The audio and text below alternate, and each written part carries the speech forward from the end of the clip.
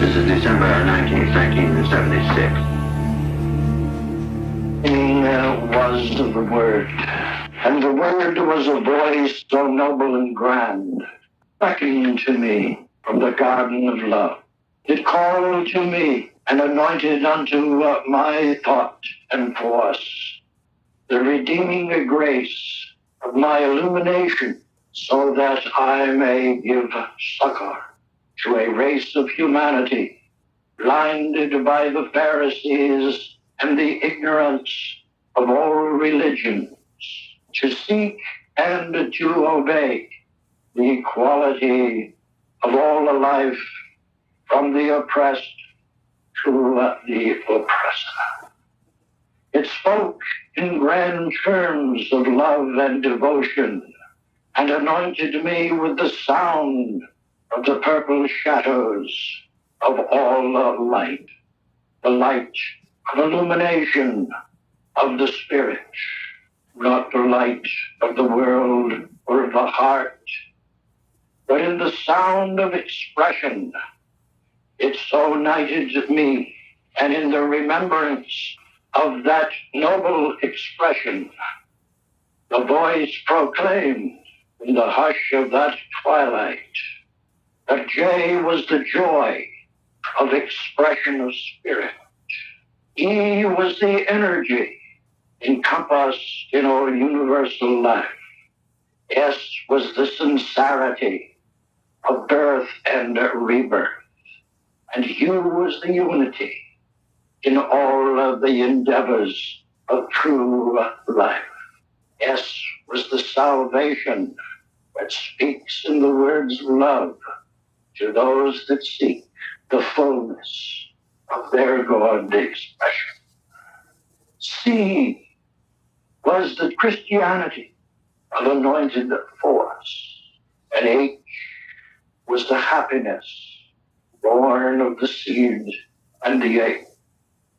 R was the religion of all that is bound together in the form of infinite expression and love. I was infinitive in finite form. S was the sincerity that is expressed in all of the life. And T was above all the truth which shines in that purple shadow, known as the full belief that each expression of life is touched by the gentle hands of all creation. So Jesus Christ, born not in a manger, but in the stable where there was not the room in the inn. Jesus, who was seen magnified in the galaxy stars, where the shepherds followed the ray of light that was the beckoning force, purple shadows that had anointed in my righteousness, redeem humanity into the fullness of truth and life's true expression. For the word is expression in all that is expressed, all that is ever known. And so from the garden of love, I burst forth into the womb of life's expression. And Mary and Joseph were not my father, not my mother, not my parents in the unity of seed and egg. I was the expression that was sired by the King of Kings and by the Mother Nature that surrounds and encompasses all of the fullness of life. I assumed a body of symmetry, perfect in all its perfection, blessed and anointed by my acceptance that though I would not be accepted by the multitudes, I would leave upon the face of mankind the undeniable and undisputable facts that truth is the grace under which all energy flows. And it is said throughout all history that it is to worship the good, the God, in spirit and in the truth. So let the waters of all of the creations flow from the mighty river of the redeeming factors of love, and let love reign supreme in the total expression of all compassion. Jesus, I want to thank you. And I want to ask you first regarding your coming here, whether we are talking with the Christ Spirit or the Christ Force. When Krishna came in one time, he said, this is not the Krishna Force, it is the Krishna Spirit. So it seems there's a difference between these two. And I wonder whether we were right in feeling that you are the Christ Spirit. I am the Christ Spirit, the God Force, the expression of all humanity, the expression of all nature. Christ Force is the flows of energies that vibrate through all of nature. And if you but hearken in your hearing to see and hear the full expression of those creative waves that cause the force to be the Spirit. I see. When we were talking before, you spoke of giving us the story of your life, your childhood and youth, in a form that will carry the spiritual message to the children of today. Something that would be expressed simply in the terms for the children. We were hoping that perhaps you will give us this story. The force of all the childhood shall be known unto you in a Bible for children. For it is a complete revision, a complete expression again of that which is known as the innocence of childhood. But tragically, it is suppressed by the materialism and structure of parent that lives within the fears and the anxieties and limitations of the senses of body rather than the senses of creation. I see. Then you were going to tell us the story of your life in these terms for the children. In your forthcoming dialogues of life, so shall we do that which you request. But let us first answer the questions that have come unto you through Krishna for us, through the depth of your compassion, so that we may clear away the debris of doubt and misgiving that causes the individuals of life not to see the beauty and vision of all creation. Now, Dr. Fisher said that he would bring into us the teachers that you had in your earth life. Let us talk with the teachers that you had. Would you tell us their names, or will Fisher just bring them in? I would not be true if I spoke for my teachers. So in the course of your dialogues, you will speak to the teachers personally so that you may weave a web of truth. Good. Thank you, Jesus. Now, when the Buddhist scripture says that we should free ourselves of desire, how do we interpret this? Desire is only the expression of all past lifetimes. For it is in truth, within the confines of your Bible, written by the Saint Jerome of the earth, that all in my Father's house are many mansions. If it were not so, I would not have told you. The mansions express each lifetime in the process of enlightenment. So each desire is a single channel of a lifetime expressed from the past. Each desire should be fulfilled, so the desire can be not removed, but balanced in the full enlightenment of your own spirit. Then in the past lifetimes that, for example, that if things that have been incompleted that I've not, that in my own lifetimes I did not finish or did not, achieve, then these are the things which I should now fulfill. These are the desires of your incompleteness. It is not judged by any creative force. For you and yourself are the judge of your own expression. And it is in the neutral expressions of life, not in the good and evil thereof, but in the goodness of self. And through the desire is the word appreciation, that you boldly accept the balance of that desire so that you may attain the Godhead for which you seek. Oh, now you've spoken before saying the solar system of us is 1/4. The solar system is 1/4 of all infinitude. Yet it is but a speck or a sign in the hands of time. But we did not understand that. For the soul of all the galaxies of all expression, and notice the word expression, is the true fullness of all creativity. For to express is to know the joy of life. So often shall this word be used in its totality of purpose in relationship to creativity.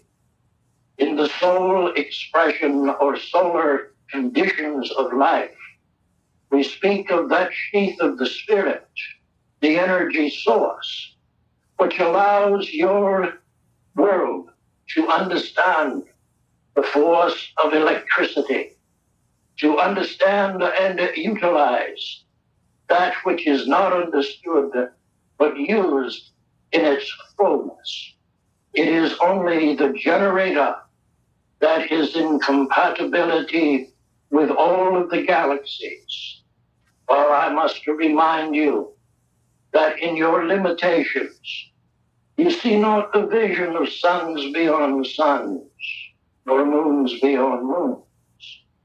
And in the unlimited expression of your light, then you will see what is meant by the soul warmth that pervades and invades your planet. I see, thank you. Now, Vishnu has said that drugs are not to be used to defeat the death pain. What is the function, a purpose of the death pain that people suffer when they're leaving the body? It is the rejection of truth, sincerity, and desire. For all is thought and thought form. And the suffering is the fear of that transitional phase from one illuminated vibration to another. For the purpose of drugs is not to dispel, not to fragment the psychical force. They are only for the use of nature. For man needs no drug, only that drug of illumination that allows him the freedom of his total expression. Well, Vishnu said that the use of drugs to defeat the death pain, to stop the pain of those who are dying, brings karma upon the doctors who do it. I wonder why it is wrong to give the drugs. For the drugs are but a deadening force upon the full energy of the individual involved.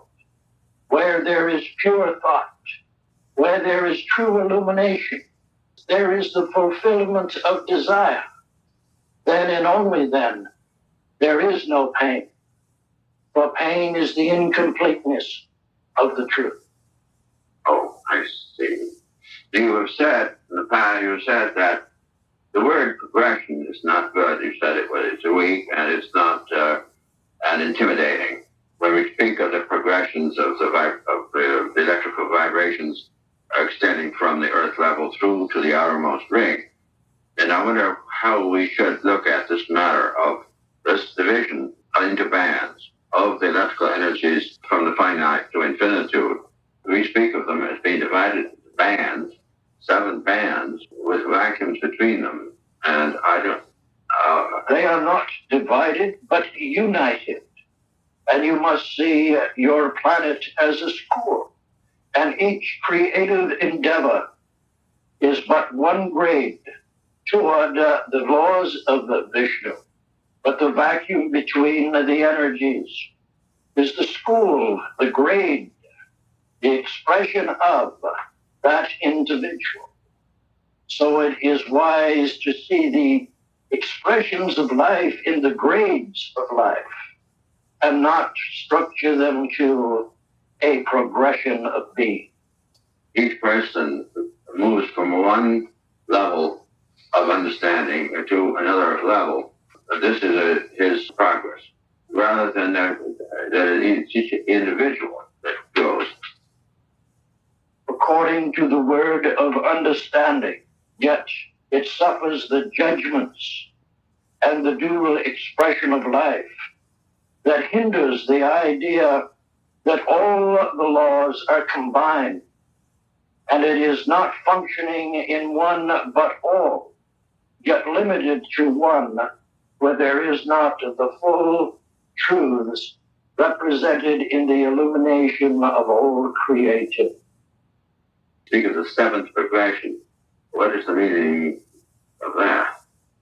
Only to use its title for the sake of expression of words, but more in the understanding that the 7th progression is the purple light of all full creative illumination. Then we attain then in the final development of our unfoldment of ourselves and of our own God force, we attain this condition of the 7th progression. We attain the complete Godhead of purple lights that are reflected upon all of the universes beyond your understanding.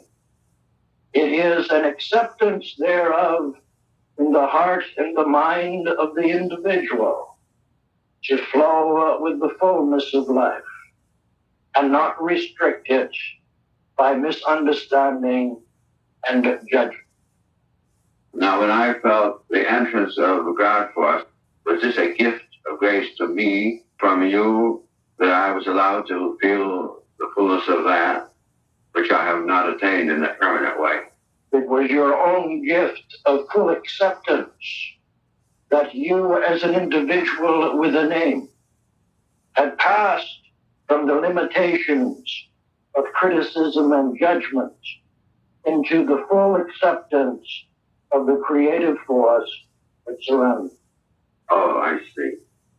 Now, you had a statement about the 7 immutable laws of Vishnu.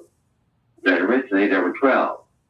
Then said, but in the process of life, man distorted and ruined his capabilities to enter all the dimensions of life, thus defeating his purpose of free expression of spiritual nature, and in that process became the victim of the karmic laws, which now operate in your figure 7.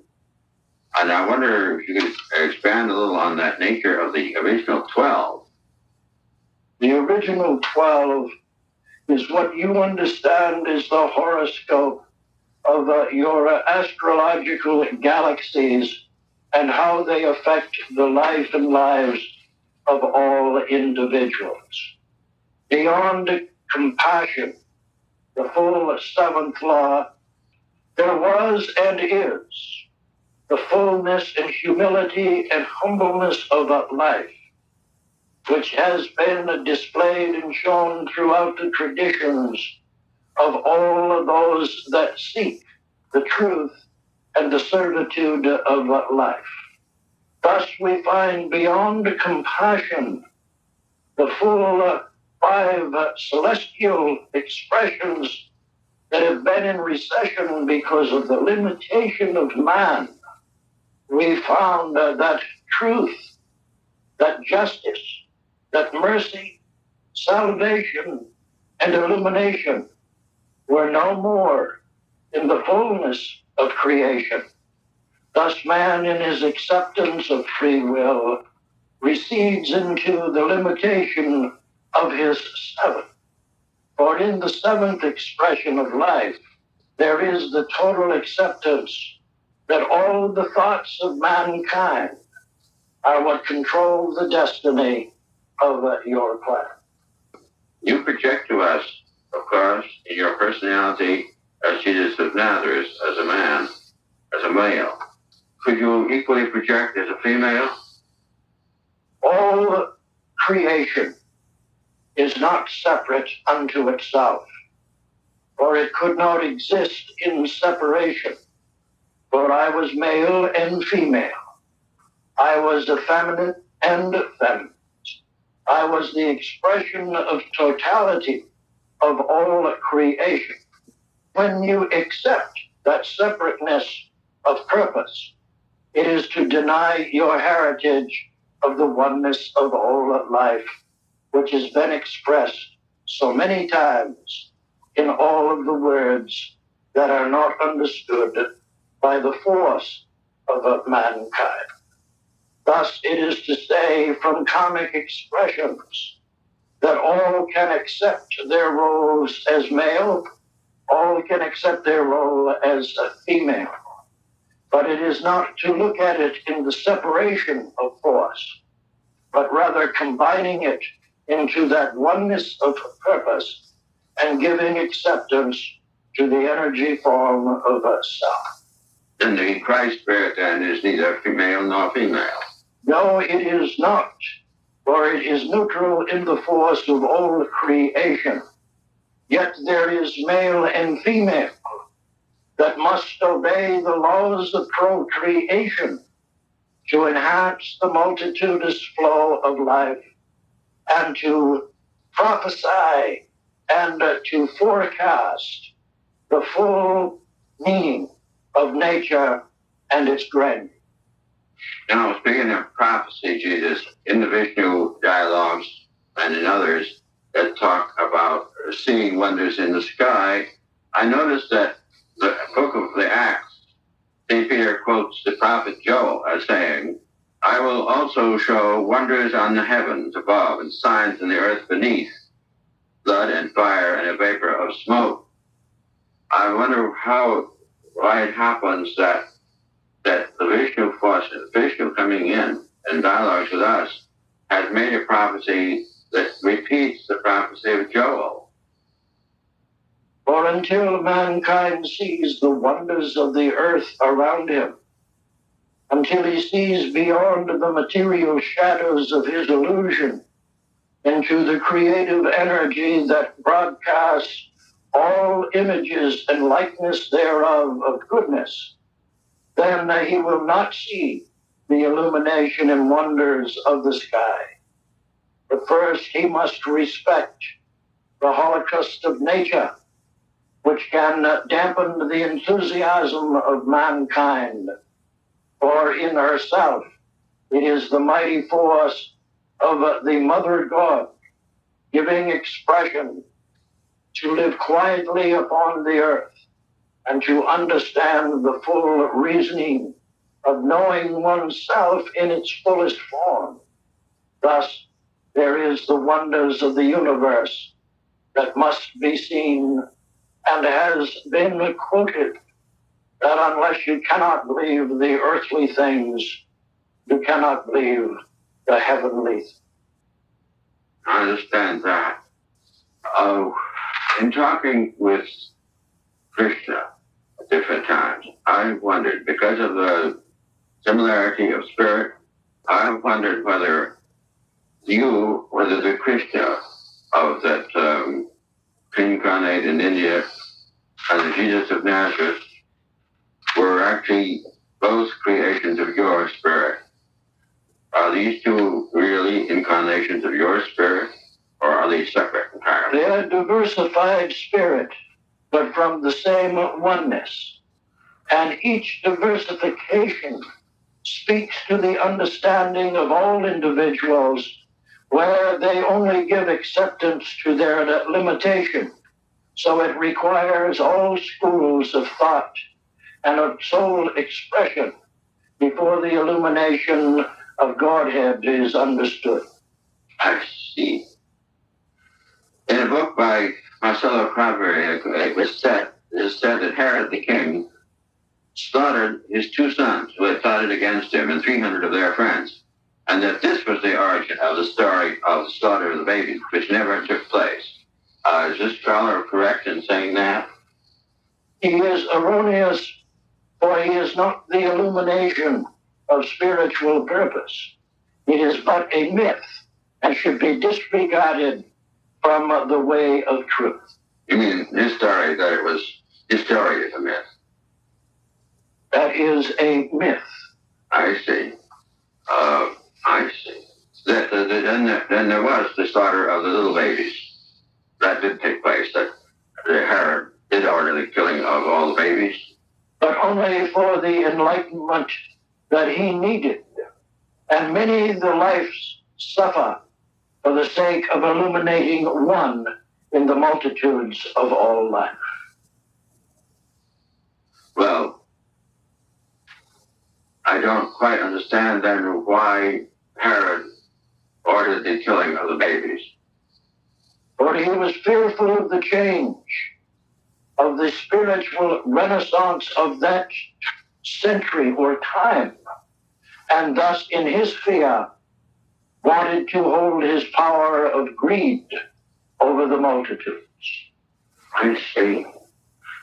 Now, with this group that we have at the Church of the Renaissance, there with Michael Talga and where I have been now, is that group, feel that this group is going to succeed and grow and come into a fullness of spiritual truth?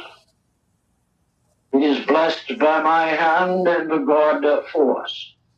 Yet it still must lose its fear, its materialism, its structure, and seek the flow of freedom, of total expression toward all things spiritual, which shall be the illumination as the signs of the heaven shall be broadcast upon your world in future days. So in the peace and the joy and the love of life, let there always be every moment filled with the acceptance thereof, that each desire is but an expression of the hope that springs eternal throughout the human system. Know your place, know your way, and in the silence of your thought, the vision comes to release you from the pain of limitation. Till then, my blessing to you and all that is yours.